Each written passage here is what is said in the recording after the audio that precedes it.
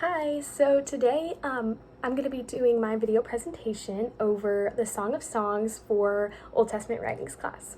So first, I want to jump into talking about the authorship and the dating of the book. So many believe the author of the Song of Songs is Solomon, and there are a lot of good reasons to believe this. The extensive knowledge that is shown in the book, which we know Solomon had, and his name is mentioned several times actually. And the way it was written in the original Hebrew can actually indicate that it was written by Solomon, but it can also indicate that it was written to or for Solomon. So if it was the latter, it could mean that it was written in the same style that Solomon wrote, or almost like in honor of Solomon. And another reason to believe it wasn't Solomon is actually the fact that he had over 700 wives. And it would kind of be odd for someone who had that many wives to be writing this type of poetry. But a reason people kind of combat that fact is that that it could have been written about his first love, his first wife, which would make sense. So in the end, I do not know who wrote the book. Many believe it's Solomon and many not, and both sides have great points.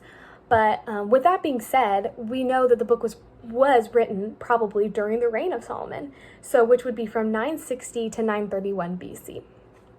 So now I want to jump into digging into the background of the book. So the book is a love poem between a future husband and wife who are looking forward to their marriage.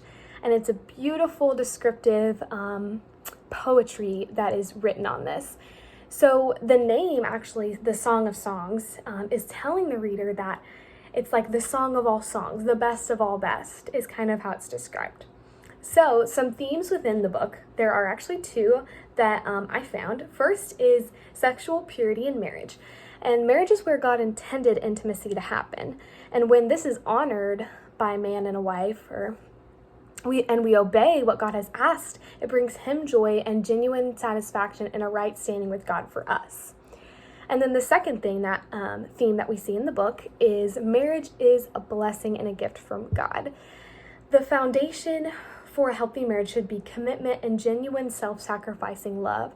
And this healthy marriage then serves as a picture of God's relationship to his people, and I will dig into that in a little bit. So now I kind of want to transition into talking about the purposes for the book. At first glance, it's kind of an odd book to be in the Bible if we don't do our research or really pay attention to what it could mean. So I believe the purpose of the book is to reflect God's perfect design for marriage. It teaches on the importance of sexual purity and how God intended marriage to be that way, like I said. And even though it seems out of place in the Bible, I think it's important for Christians to understand the importance of marriage and God's design for sex within the boundaries of marriage.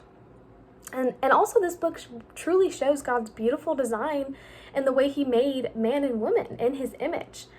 And then the book ultimately presents a picture of the perfect marriage, the way God intended it to be. So some of the theology and the message behind the book is what the book is saying. That's kind of what I want to talk about next. And I want to read a quote from our textbook, Word and World, which I thought was a really great way to describe the message of the book. It says, the Song of Songs is best understood as a commentary on the establishment of marriage in Genesis 1 through 2. So once we have that in our heads, it's easy. It gives it more of a purpose. It's easy to see truly what the book is intending. So the book also shows the reader that sex, as God intended, is a good thing.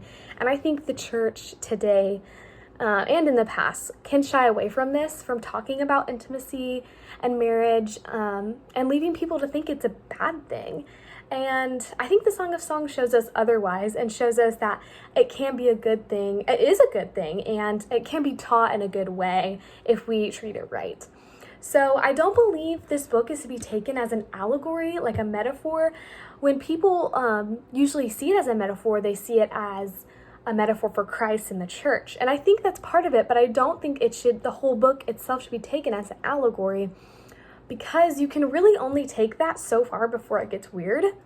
So instead, I like to view it in 3 layers, and all 3 layers need one another.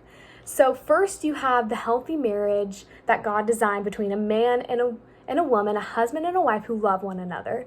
And then second, once you have that healthy marriage established, like the book describes, like we see the man and the woman express their love to one another, how they show their love to one another, how they serve one another. Once you have that, then you can start seeing it in an allegorical manner, which leads to the final and third point, is that marriage between a husband and a wife then reflects Christ and his church, and it shows the covenant relationship between the two.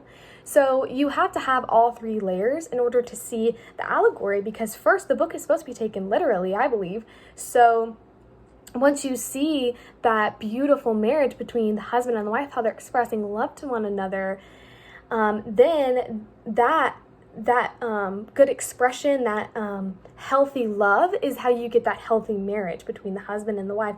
And then that healthy, beautiful marriage is what we see described, Christ in the church, and how Paul used it in the New Testament to describe our relationship with God. So I don't think the book itself is to be taken as like the things written in it are to be seen as our relationship with Christ, but I think that establishes a healthy marriage, and then we are able to see that point, and it's honestly a beautiful picture. And I think like detaching either of these perspectives from one another causes us to really miss the point of the book. So I think it's important to remember that. And like I said, I've always kind of struggled as to why it's in our Bibles, but now it makes more sense once I've studied it. We've seen, it just shows us God's beautiful design for marriage, and it makes a lot more sense once we see it that way. So now I want to talk about the placement in the canon and where it's placed in our Bibles. So actually, like I said, the Book of Songs of Song is placed in our Bible to teach us the purpose of purity and the sacredness of marriage. And then more importantly, it was placed in the writings portions of the Hebrew Bible, I think, to help point us to a coming Savior, the Davidic king who would establish a new covenant between his bride, the church. Thank you.